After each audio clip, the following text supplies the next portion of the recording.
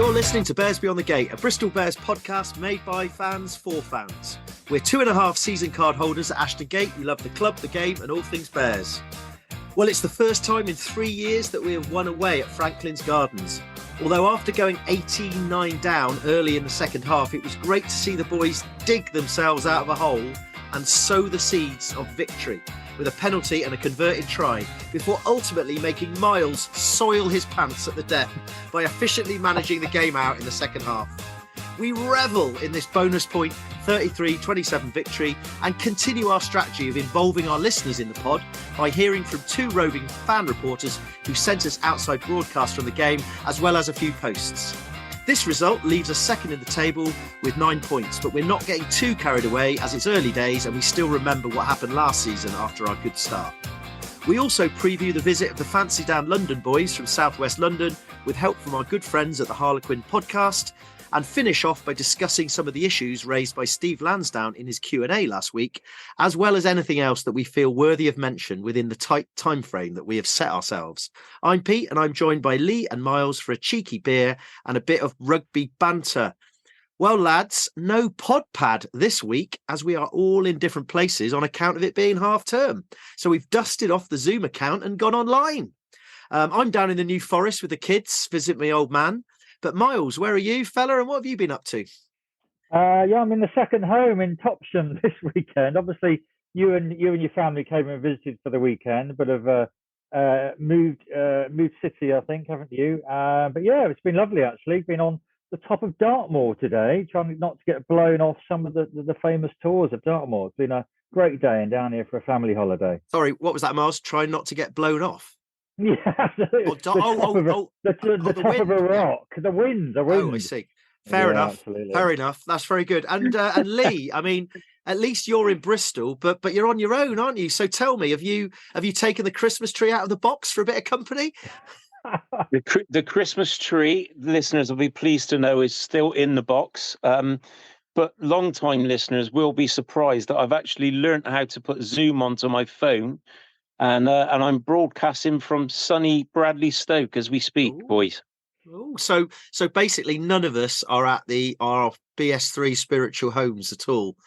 Oh, that's a shame. But anyway, well, we can only do what we can do, boys, can't we? We can only do what we can do.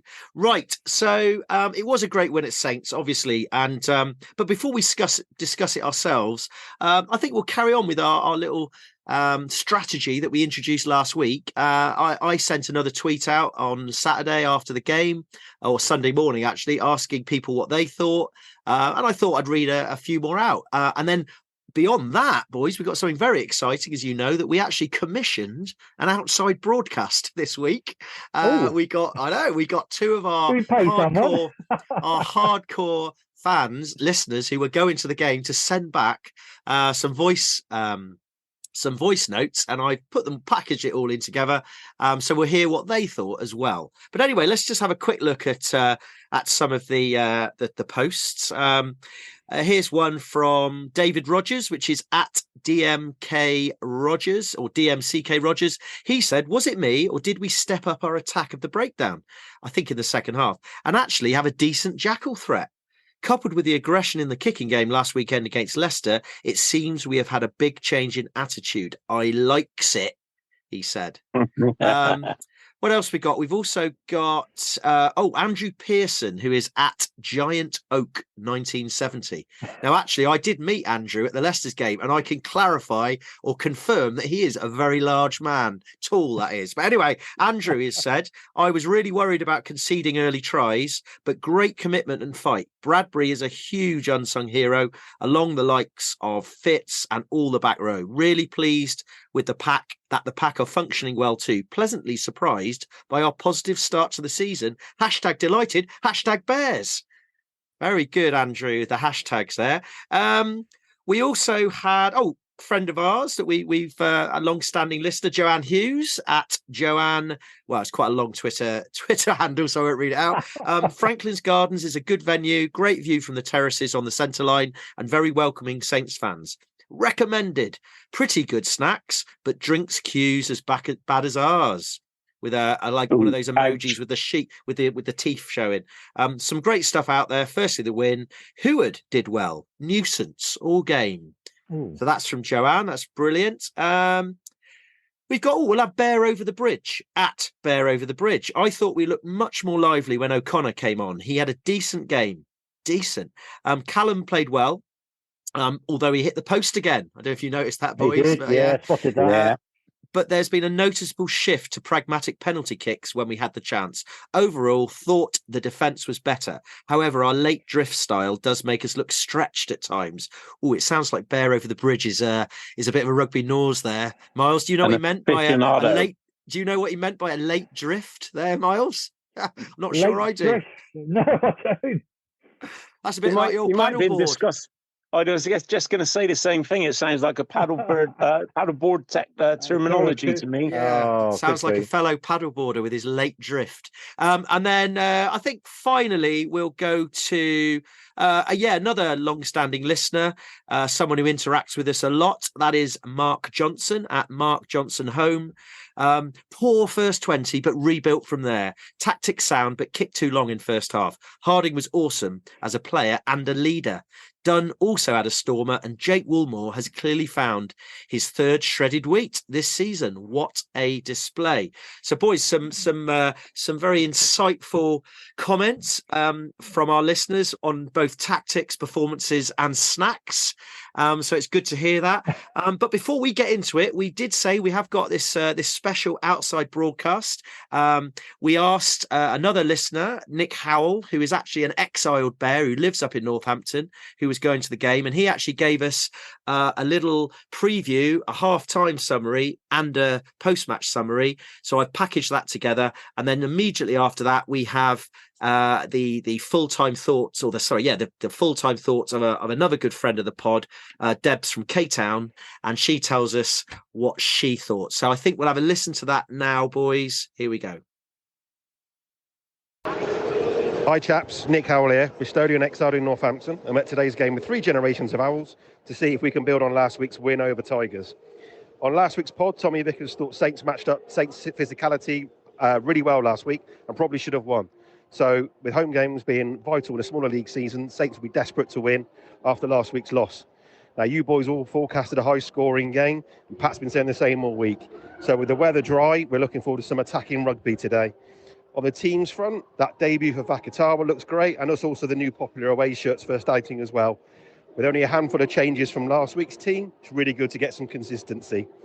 On the Saints side, we need to keep an eye out for that 10 to 13 axis of Smith, Hutchinson and Freeman. They're really good. And James Ram on the wing, who is a superb player under most people's radar. I like the cut of his jib. The bookies have Saints as winning by 5 points. So let's see how we go. Come on, Briss. Right then, lads, so half-time thoughts. Okay, now, when we had the warm-up was right in front of us, and we've got to be saying, both me and the old man both said we didn't look very intense in our warm-up, and that definitely carried into that first 5 minutes, where not only did we not get out of our half, but also we ended up giving away a relatively straightforward try on an overlap. Since then, obviously, Saints have found a couple of gaps and scored some tries.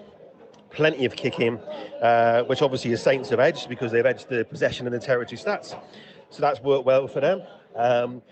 We definitely finished the half better, which is really positive. Sheedy penalty, Bradbury got his second, and hopefully we can carry that into the second half and start much better. And to be honest, at a 1 point game, I would have taken that after the first sort of 5-10 minutes. So really pleased with that. I'll tell you what was interesting that we saw. Pat kept Randall, Sheedy, Batley, Lane and Van Rensburg on the pitch for a chat before they went into the sheds. So really hoping he's giving them a little bit of a right axe, because I've got to be honest, we're not exactly looking like we're well up for this. So I'm hoping we come out in the second half a bit better. Vakatawa being injured, that could be a bit of a problem for us. But with the new Fijian lad coming back into us hopefully soon as well, that might not be too big a gap to fill, but not ideal losing him in the first sort of half an hour or so. Anyway, hopefully, boys, second half will be better. 1 point game in, 2 tries in. So let's be honest, if we come away with 2 points for a losing bonus point and 4 tries, that won't be the worst return. But Saints are definitely on it, and we've got a bit of an uphill task in the second half to sort of arm wrestle them out of the game. Right, on for the second half. Come on, Briss. Right then, lads. Full-time verdict. Yep. That is a victory beer being opened.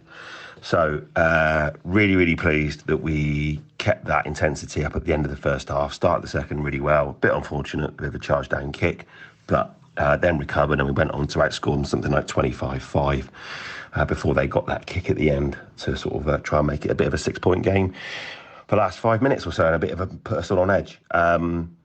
Really, really good 50 minutes performance from the boys, to be honest, and it really puts us in good stead for the future. Worthall is calling out all the forwards, I think, played well. All 4 of our tries came from forwards, all from close range. So really, really, really positive that we can, flare in the backs, but also we can do the grunt work up front against teams and grind the game out like that. Really, really positive, like I said, and I think it puts us up in a good position now. 9 points out of 10 from the league, 2 games. Quinn's at home next weekend. Do love beating Quinn, so I really hope we turn in nice another performance next week. But yeah, really pleased with the lads today. Did well, and I think came through in the end after what was a sticky sort of first 20 minutes, and then performed really well. So really chuffed. Come on, Briss, and best of luck for the rest of the season. Oh my goodness, what a win! They could have nicked it at the end. Hi Pete, Deb here from K-Town. Yeah, really poor start. Didn't really get off the bus, to be fair. Don't get me wrong, they scored some great tries, really good hands. I felt our forwards were always on top. Bakatawa, excuse me if I said that wrong, bit of a nightmare really. I'm not sure he's fit enough. Had a niggle literally within a few minutes of the game. When Pierce came on, he played really, really well, made a difference. Yeah. Like I say, we hung on in the end, but we scrapped for everything, and it was really, really brilliant defence. There were shades of last season when I thought, oh God, we're going to lose it here now. Come on, Briz. The fans, there was only a few of us, but we made our noise as we usually do. Yeah, it's great. 3 years without a win here. We're enjoying it. Oh, the Briz. Well, it's really nice of those two to send us that information. It's always good to get feet on the ground, as it were, because obviously none of us were able to go. And with the tweets as well. I mean, a lot of good points made. But Lee, you were watching it on PRTV, although I believe the first half it was a little bit. There was a few buffering issues, I understand. But what do you think? I mean, what were your general thoughts of the game? Well, I don't think, because we've had so many comments, I don't know if we've got anything left to talk about now, fellas. I mean, yeah, there was some really good points made. I did feel like I'm glad that Nick had mentioned this, because it did look a little bit flat when I saw them out on the pitch pre-game, and I was slightly worried because it didn't feel like it had a lot of fizz. And I was quite concerned then, but actually it did take us a while to get going, didn't it? And I think those comments from Deb and Nick, I think were true. I thought actually the first 35 minutes was all Saints, really. But on the positive side of that, we did hang in there, and we never let Saints get away from us. And then obviously the turning point from us was the 2 tries either side of half time. Yeah, I mean, it's a good point you make, and I think we can't kind of overestimate how difficult it is sometimes playing away from home, and I kind of think maybe a Saturday afternoon game is quite a difficult one for away teams. The Friday night lights and the fireworks and that sort of thing can often get away teams going. Well, not Ashton Gate with the fireworks, but you know what I mean. But. Yeah. I kind of get that feeling as well. A Saturday afternoon, you've kind of had an early night on a Friday. You probably had a little bit of breakfast, and there's quite a long wait. And I do wonder whether it is more difficult for away sides to get motivated in that first 20. And of course, when you're playing away from home, you've really got to make a good start. So yeah, it was interesting. But you're right. I think what was really good about the game was the way that when the momentum went away with us, as it did in the first quarter and the sort of first quarter, and then the next bit of the second quarter, we found a way to get back into the game, especially when we were down to 14 men as well in that first half. So some, yeah, I think you're right. It was kind of nice to see us get out. Well, as I said in the introduction, at the Gardens, we dug ourselves out of a hole. But Miles, what about yourself? What did you think of that first half, say, particularly? Well, absolutely. I mean, I watched the whole replay on PRTV with the Duchess last night. Not many teams go to Franklin's Gardens and just get a win at all. And I think one or only two teams managed it last season. And I seem to remember it was a very high scoring game last year, wasn't it? About 45-37 something. So we obviously tried to come back last season, but didn't make it.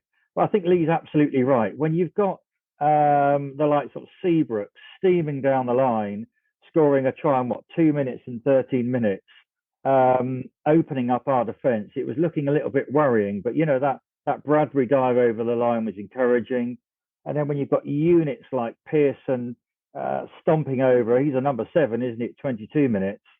They were finding gaps in our defence, and really, the forwards did a great job of coming back, but the first half was looking a bit worrying. So to get that, I think Freeman scored again, didn't he, on 40 minutes? But to get that one immediately in the second half, I felt steadied the ship a little bit. And we can come on to talk about the second half. But yeah, I think it could have got away from us very quickly, that game. Yeah, I mean, I think...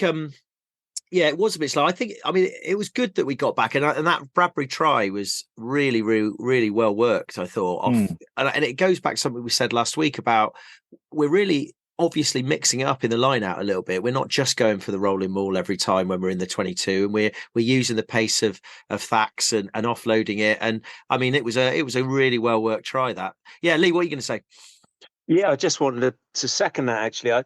The thing that I liked about, I thought Bradbury was excellent, but the thing that I liked about that particular try was the fact that he'd actually run full pelt into 3 Saints players, and just to spin like that and to ground the ball, it was a hell of a finish. And it was just what we needed just on half time. And we go in just a point down, don't we? But I did feel like... all right, some of the kicks were a bit long in the first half, but I did like the fact that we kicked the penalties, and apart from the one where obviously Sheeds had hit the post again, but it was the game management. It felt a lot more professional, and we just hung in there, and ultimately, we come out with the victory, didn't we? Because just of that kind of that grit and that determination. Yeah, it's actually a really good point you make, because I'm just looking at my notes, and it was, we had a penalty, didn't we, in the quite towards the end, and we took the 3 points rather than go for the corner, which then got us, I think we got back into kind of, I think it was 18-11, and then we had another penalty, but rather than take the points, because it was right at the end of the half, we went long into the 22 and then subsequently scored from the line out. And it was, in the past we might have gone long first and mucked it all up, and it was almost like getting those 3 points in gave the team a sort of confidence to get back up the other end. And yeah, you're right, I think there was and I think things just like the kicking generally, Pat did allude to it after the game that we kicked quite a lot, and we kicked quite a lot last week, but it's kicking for purpose. And I really feel we're seeing that kick for purpose. It's either kind of trying to win the kicking challenge or the kicking duel, and we know we've got people like Rich Lane he's got a big boot on him. He's pushing it back into their 22, and then we've got Rands with his box kicks and so on. And I feel like our chase is better as well. I think people like Heward, people like Bibitoy, people like Lane are chasing as well. But we're choosing the right time to do it. So I think we love running rugby, but we love running rugby in the right places. And I think we're really, really starting to think about how to do that. Miles, you want to say something? I mean, joking aside, we talked about a kicking game. I mean, that slightly disastrous attempted sort of kick from Van Rensburg that cost us a try. Maybe we'll just next time we'll just say, just run it, because you're hard as nails, and that just got deflected. You could argue it was a bit accidental, but it did lead to a try. Do we count a grubber as the kicking game, or is that just part of the attacking move? Because Rensburg will probably argue, Miles. He'd say that he saw a massive amount of space because they'd rushed up on him, and the obvious thing to do was to get it. But I think the point you make is a good one. Lee, what are you going to say? Yeah, I just want to add to the fact that I thought that Callum Sheedy, some of the little grubbers that he'd put through and just, turn the Saints running backwards. And I just thought it was really clever, and it wasn't overdone. It was just at those right times. And I thought that was a marked improvement from last season for me. Well, Yeah, no, brilliant.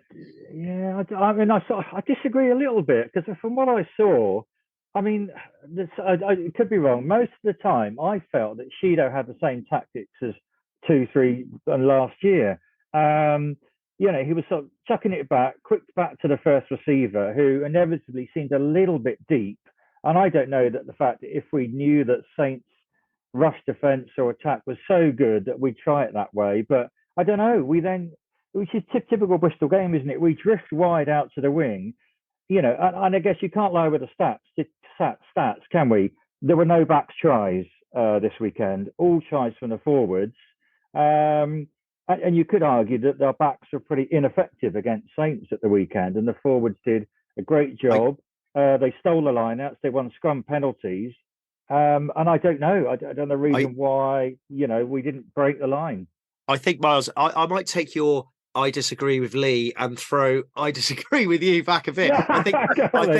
I think Sheedy had a pretty good game. I think Piers O'Connor might take issue with your backs being ineffective line there, because I thought when he came on, and also I think Remy Vakatawa might take issue with, well, what about that offload for the first try when I had three blokes tackling me? Okay, free flowing back sort of rugby. Yeah, but I think we're getting a bit. Maybe that's just that's a symptom of how our expectations that we want to see Gibitoy score hat tricks every week. But I think we have to remember it is a team game, isn't it? And actually, they weren't just what I would consider boring grunt forward tries. They were quite well made ones as well. But Lee, you've got your finger up. Is it 2 fingers up at Miles there, or is it just one? Oh, no.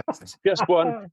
I just wanted to take umbrage on the fact that I actually thought Heward had a fantastic game again, and I take the point Miles is saying. Go offensively, it might have seemed that he didn't kind of contribute too much to the team, but I actually think defensively he's been brilliant, and I think it was one of those games that, I mean, he's come on and he's just been, to use a Miles terminology, he's been solid, and I love that. Like, Ibatoye, apart from obviously the deliberate knock on, I just thought that they were both good defensively. And it's not always about scoring the flashy tries in the corner. It's, I think it's Northampton Saints, it's at Franklin's Gardens, and we need to defend. And we did. Actually, on that note, with the Ibatoye deliberate knock on, I don't know about you boys, but I didn't think it was. I thought it went backwards, and there was no discussion with the TMO and the ref at all about whether there was any debate about it being a knock on or not, and they were just debating whether there was a line break. And I'm thinking to that Edstebeth, I think when South Africa played France, and he kind of, and then they said, oh, that's gone backwards. And I thought, well, that didn't seem much different. And there was no debate there was no one said, are you sure that went backwards? Because when you look at it, it didn't. I wouldn't say it went forward. Anyway, it's an interesting debate, and it didn't matter in the end. And ironically, Ibitoye didn't just have 10 minutes in the bin.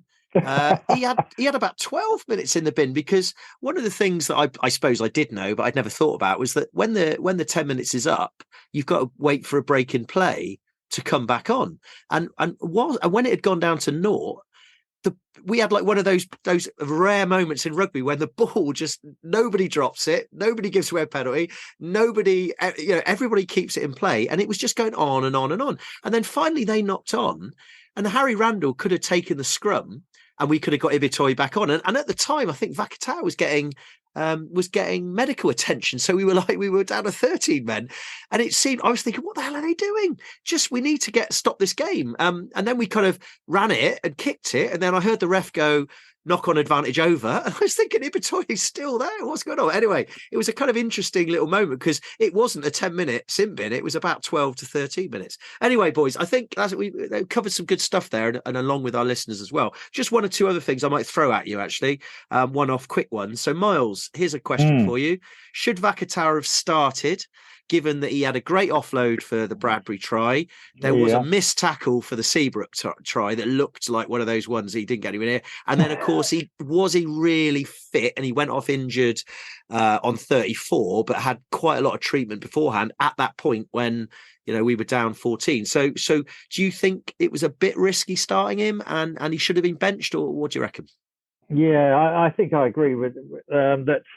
He came on a few minutes last week, didn't he? I feel a little bit sorry for Jimmy Williams, who's not put a foot wrong. And I understand we may have had him as a backup number 10.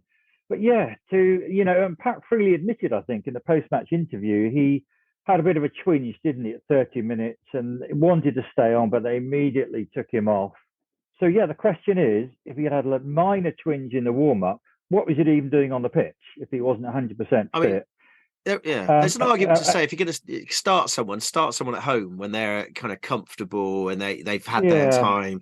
But it didn't matter in the end, I suppose, did it? But, no, not particularly. And you're right. He was looking fairly lively around the pitch. Apart from, you're right, a missed tackle which resulted in a try. That lovely twist and offload to Bradbury. And he was looking quite good. I mean, a little bit like a sort of cuddly teddy bear, the Duchess like to call him. But yeah, I think, I don't know. I mean, maybe I would have brought him on. The second. If the Duchess calls him, a cuddly teddy bear, what does she call you? Anyway, I think it's a family show, fellas. Absolutely. Lee's got his hand up, Miles. Lee's got his hand up. For it. He might disagree, but I felt he shouldn't have started personally. No, actually, I was going to agree with Miles in this instance. I just felt like Vakatawa is going to be one of those players. I think as Bears supporters, we're gonna absolutely love seeing him, but I think we need to love seeing him 100% fit. And I get the fact that he does need minutes through his legs, but I would have started him personally on the bench as well. And I just feel like Jimmy Williams should have started at centre. It was a combination that worked against Tigers, and I think there's plenty of time where Vakatawa is going to get plenty of minutes. And like I say, we need to wrap him up in cotton wool, really, because he's been over a year out with no rugby at all. So I just feel like, I think Pat realised, it was lucky enough. I mean, it was just a tweak with the calf, wasn't it? So hopefully it won't be too bad. But I think Pat realised as soon as that happened, I think, to just pull him off, and he did the right thing. So yeah, I would have started with him on the bench as well. I mean, I think you're right. I mean, the only issue I think is that for Williams, unfortunately, is that I think they probably see JVR, Yancey van Rensburg, as an inside centre, and therefore Vakatawa and Piers O'Connor as outside. And as you say, Sheedy got the nod over Jimmy for fly half. So, and to be honest, when Piers O'Connor came on in that second half, I thought he looked superb. And there's something else I wanted to say about him. He's got this, his long, shaggy hair. He was kind of running. It was like watching, I don't know, well, Miles won't know about this, but you'll know what I'm talking about. It was like watching Mario Kempes for Argentina in the 1978, this kind of languid style and his hair everywhere.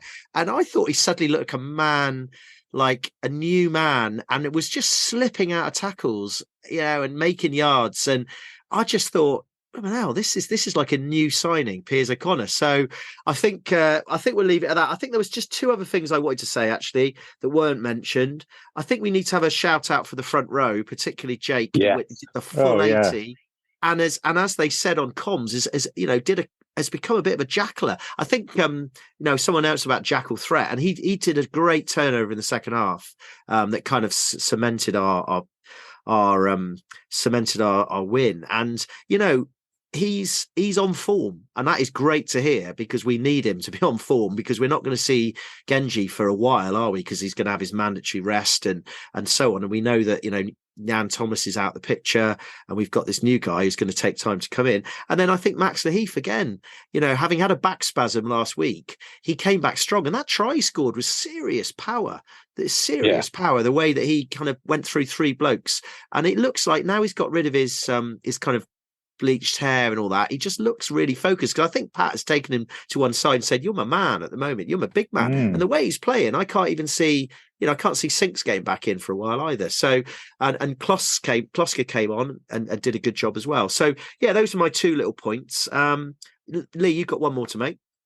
Yeah, just a quick one. I just want to say congrats to the money maker, Mr. Thacker, again, because I don't know if you saw this stat because you've been away, but it was Harry's 50th try, and he's the first player to get 50 tries since the rebranding. So, big congrats to Mr. Fax. He is. He is a true bear. He's starting to look a bit like one as well, with all his hair everywhere, isn't it? So maybe next year's away kit will be modelled on Harry Thacker as not the Ursa bear, but the first bear. But yeah, nice point. And actually, it's just reminded me of someone else.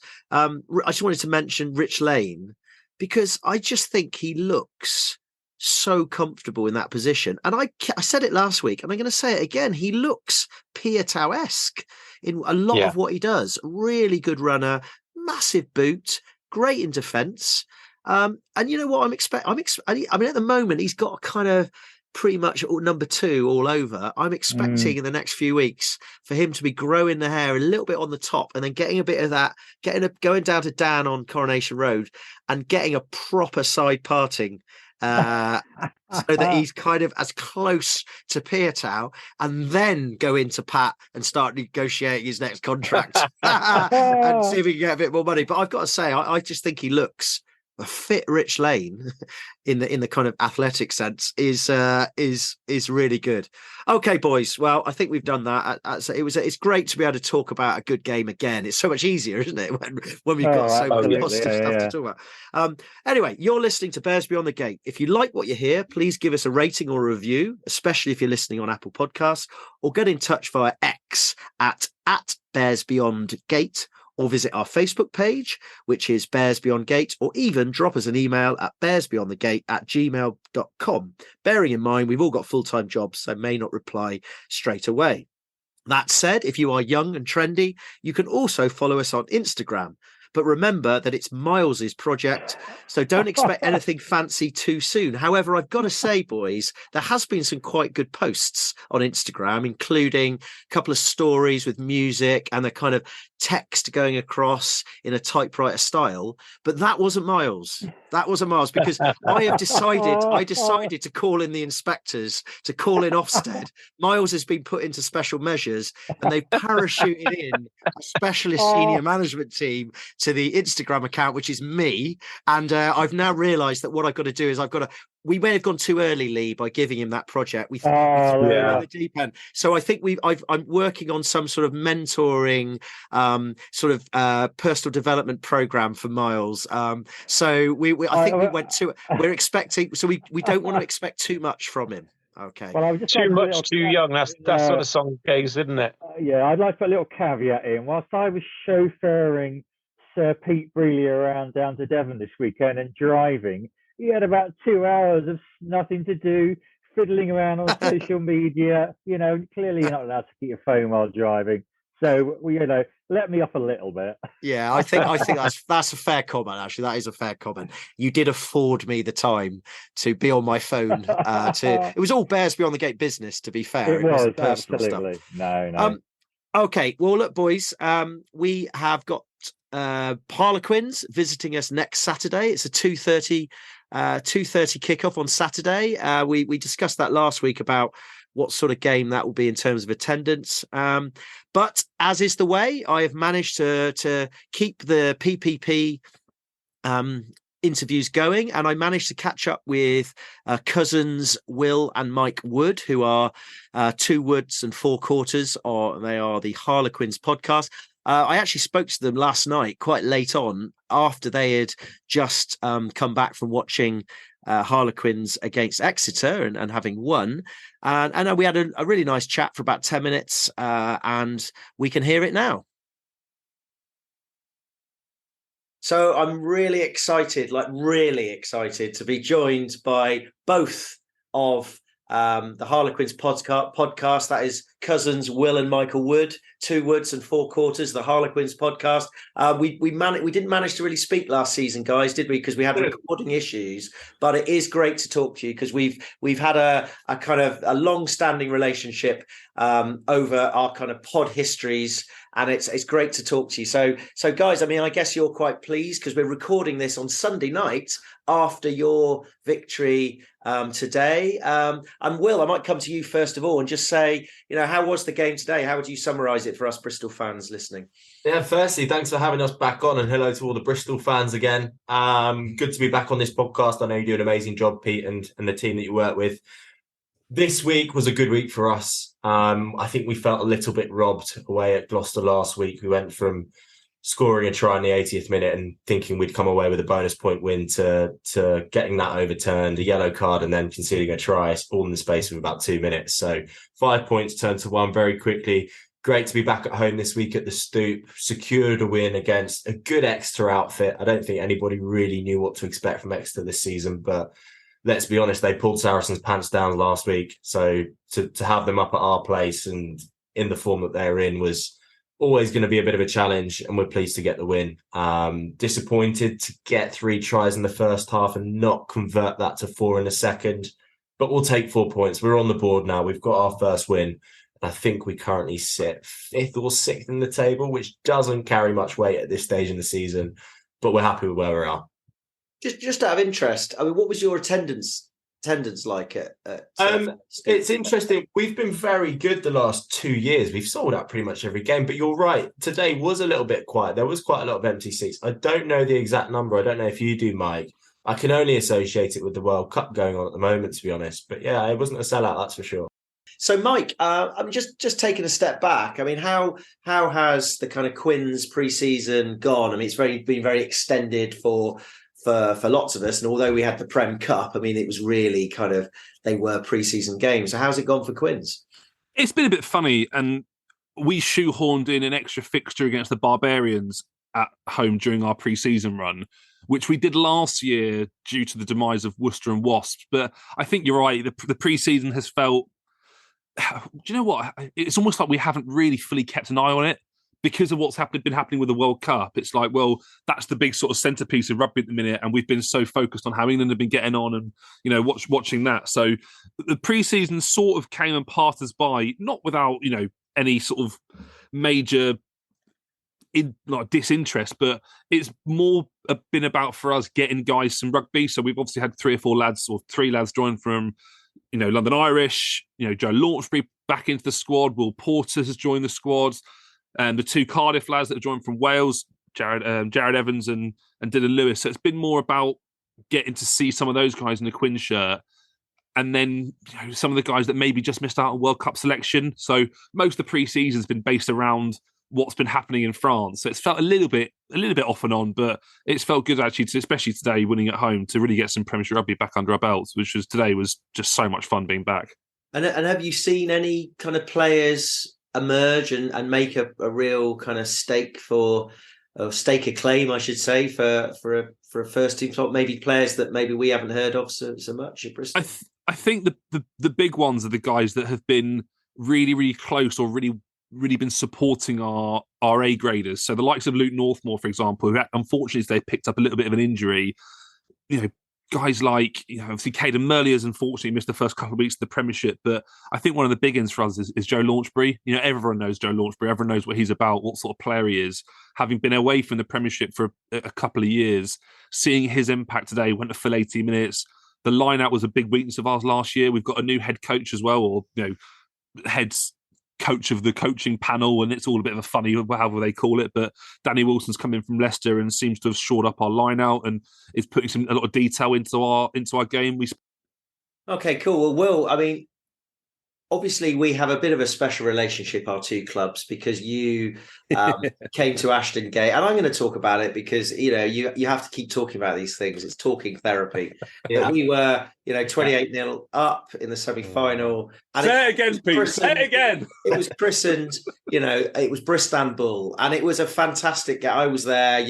It was one of the great spectacles to be there, and I will say again while I'm here, the fans, your fans that day was superb.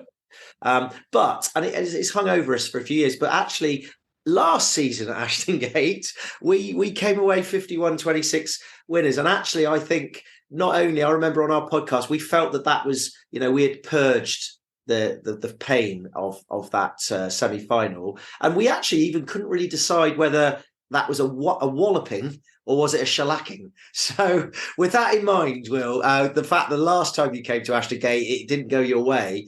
I mean, what do you predict will happen this Saturday? I mean, I'd actually forgotten about that result.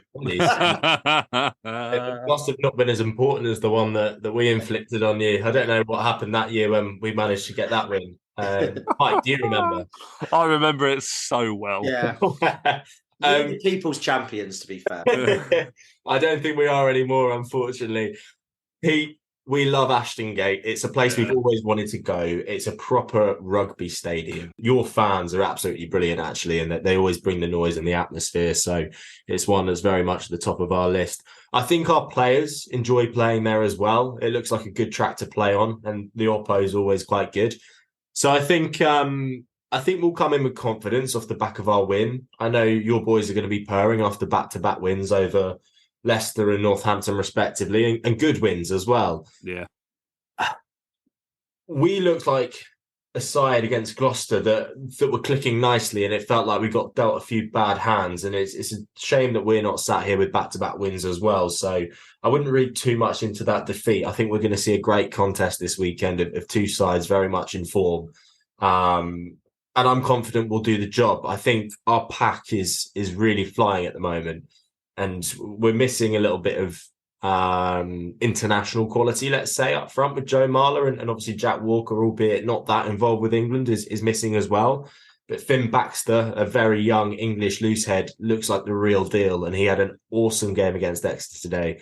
Good hands in the loose, very good scrummager, and made some really bone-shaking tackles as well. Yeah, he did. Sam Riley feels like he's cut from the same cloth as Harry Thacker. He's very quick, very nimble. England under-20s hooker, good with his hands, very good in the loose, and reasonably solid at the line-out as well. So our front row is looking good. Also, you throw in King Collier in there as well, which the dummy try last season. Two years ago, that was. 2 seasons ago, but we haven't forgotten it. Our front row looks good. We've added Joe Launchbury into the second row. We've got the returning Dino Lamb that's just come back as well from Italy.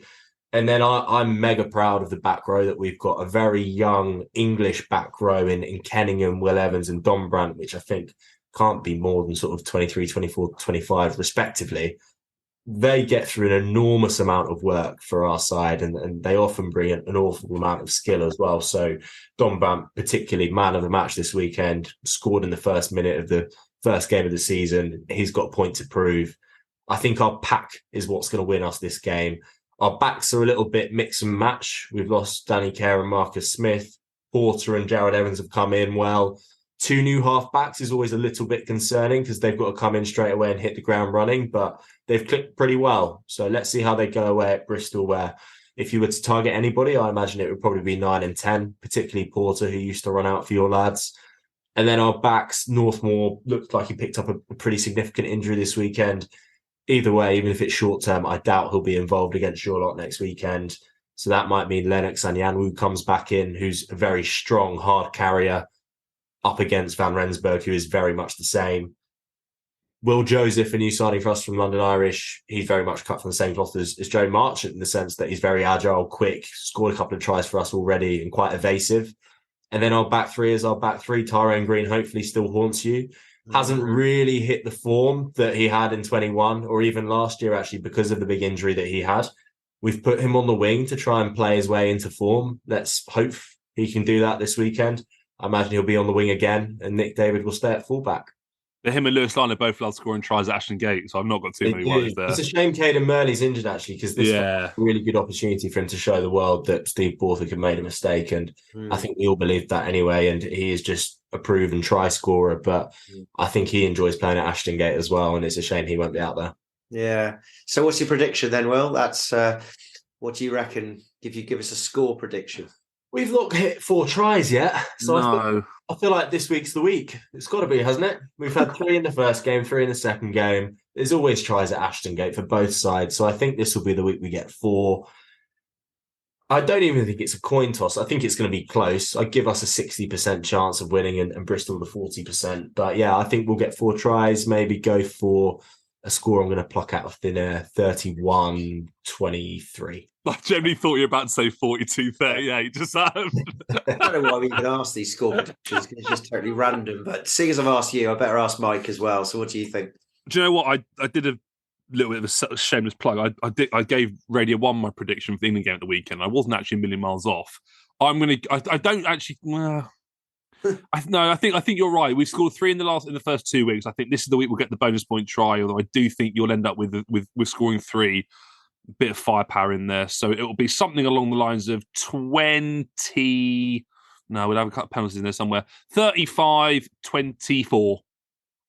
Brilliant. 35-24. Like the Quins. Well, time will tell, and we'll all know by the time of the World Cup final, won't we? So what happens? So it's great to talk to you, boys. Really appreciate you giving up your Sunday night for this, and definitely look forward to meeting up with you at some point. We'll make that happen. Yeah. Cheers, fellas. Enjoy the rest of your half term, Pete. Good luck. Cheers, Pete. Okay, boys. So it's always nice to hear from those lads. They are very articulate. They're very passionate about their club, but I think also they're pretty fair and respectful. And I mean, we had a bit of banter about Bristol, as we always will. But you know, I did obviously counter that by saying that I think we purged our kind of the pain of that semi-final last season by putting over 50 points on them and humiliating them. And I think we discussed it, you know, was it a walloping or was it a shellacking? It was hard to know. So what do you think, Lee? I mean, what's your general feel about Saturday now? Yeah, I would say my optimism has gone up. As you said, I think the performances have been different from this stage last season. And I also feel it's just that game management. That's the big thing for me. And I kind of feel like if we can keep on top of that, as well as employing the structure and the tactics that we set out to do from the off, a lot of teams last season, they kind of bullied us out of our own tactics, the way we wanted to perform, didn't they?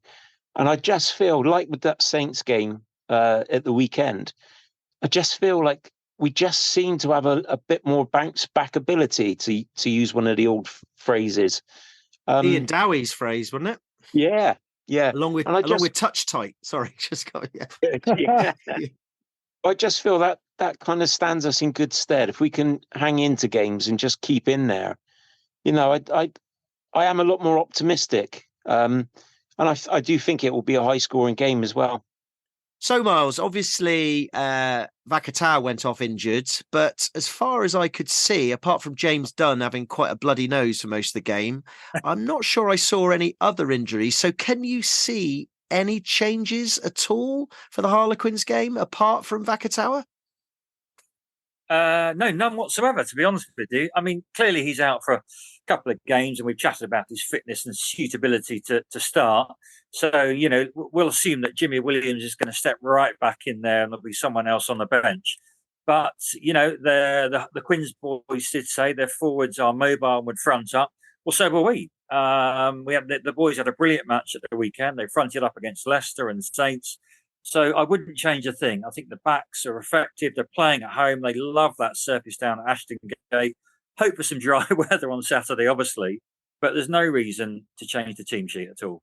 I think the only thing I would say is I think Piers O'Connor will probably come in at 13. And I think poor old Jimmy Williams may well be understudy on the bench for Sheedy again, just because I think Van Rensburg, I think they think he is a 12, and Yeah. Williams is a better 12 than a 13. So it'll be interesting. I mean, personally, I think I take what you're saying. I personally think that O'Connor will start. I cannot see the back three changing. Ibitoye, Lane, Heward, and as I said, I think the front row did great, and as long as they didn't pick up any niggles, I think Jake and Max and Harry Thacker will be relishing the thought of coming up against some quite young Quins. And as I said, I've got to say, boys, James Dunn. Every time I look at him, he is a brilliant. thoroughbred. I did say it last week. He's a Gold Cup winner. He's a thoroughbred.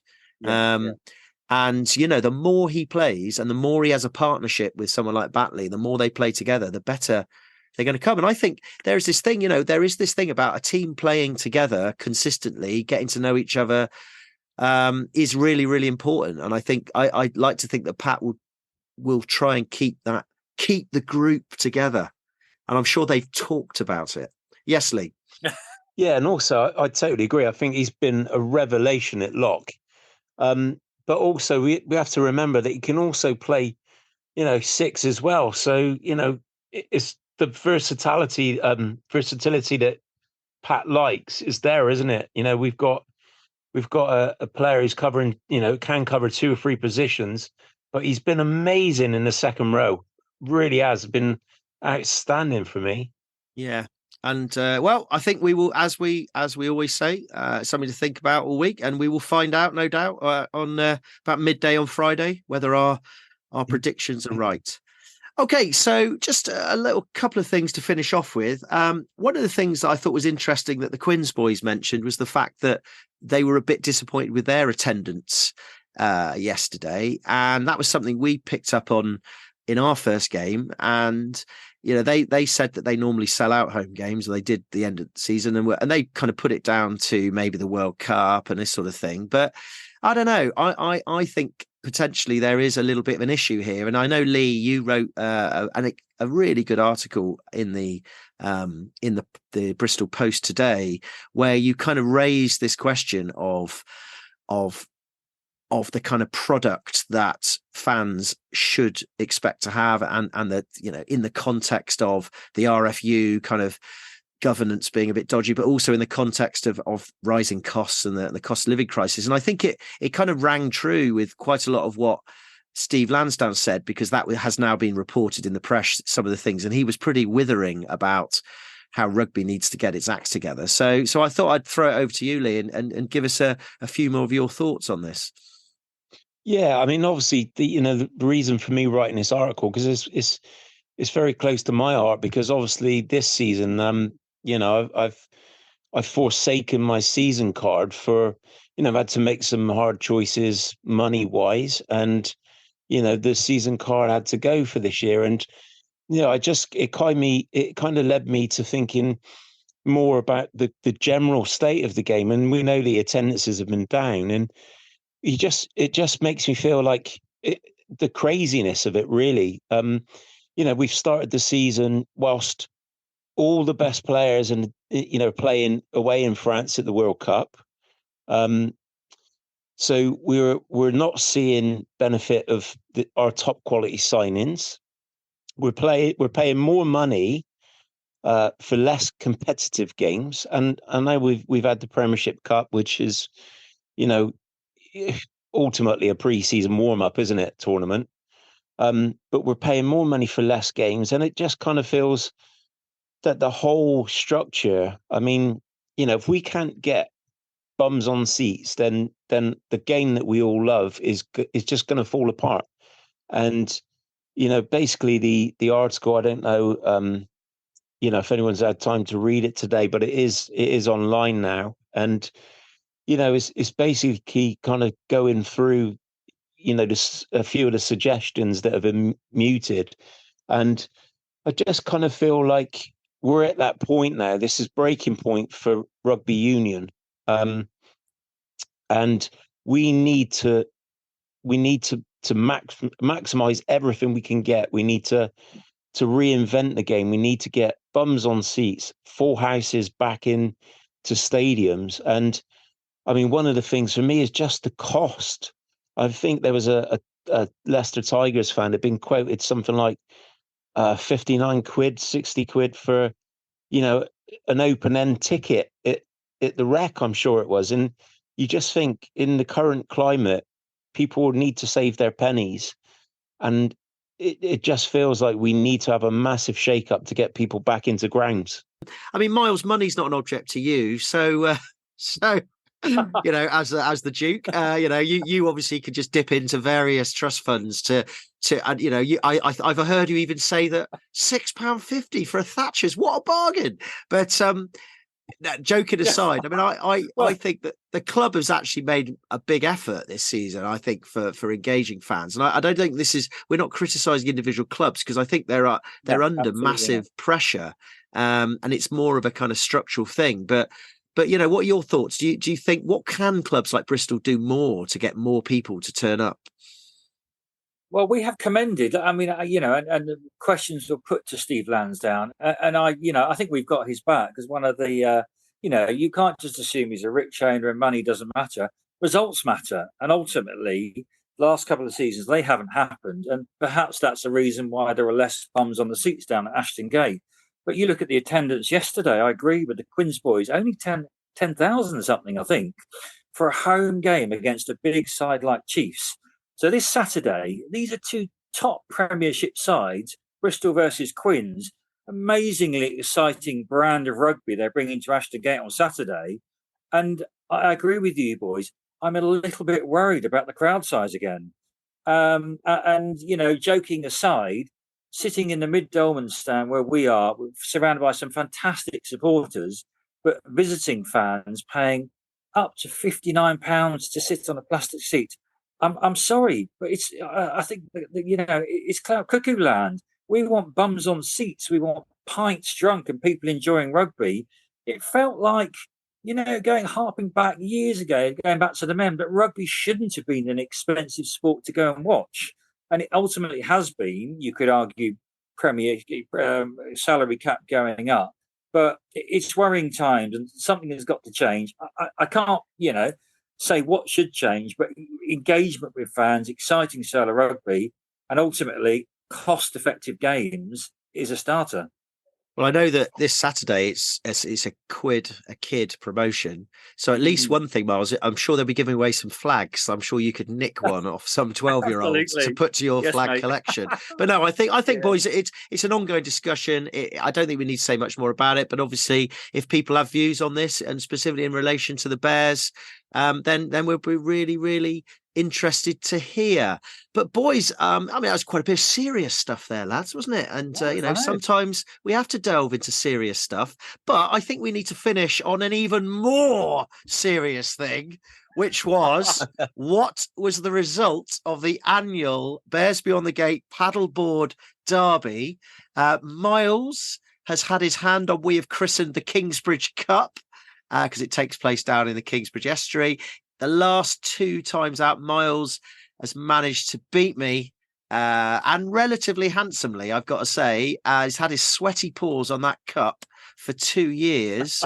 But Lee, I feel like you need to ask the question here.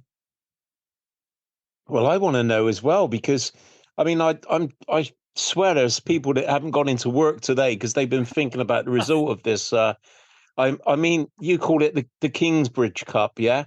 I did put it out there. It was what was it? The Pratt's paddleboarding trophy or something. But so boys, mate, 6K into the wind yesterday is not for Pratt's. That is for athletes. Absolutely. It's for Iron Men. I tell you what, my shoulders are absolutely killing me. But the reason my shoulders are killing me, Miles, is why? Tell us. Well, okay. Well, Lee was saying, obviously, fans have probably not gone into work in anticipation. Pete and I haven't gone into work because our bodies are Roger today.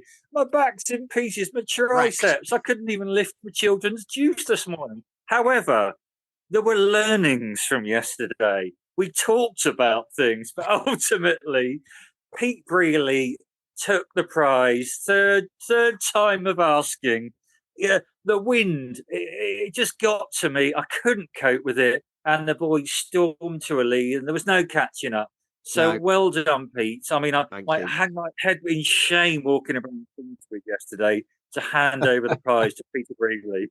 Yeah, I mean, I had a game plan and I executed it to absolute perfection. It was stuck to it. super. The game plan was power out, get a lead, and then manage the game out. And that's exactly what I did. And I broke him. Miles was a broken man. But it means that now I don't have the underdog status. So next year I'm gonna have to really think about it. So on that note, I think, boys, people are bored of it listening to it now.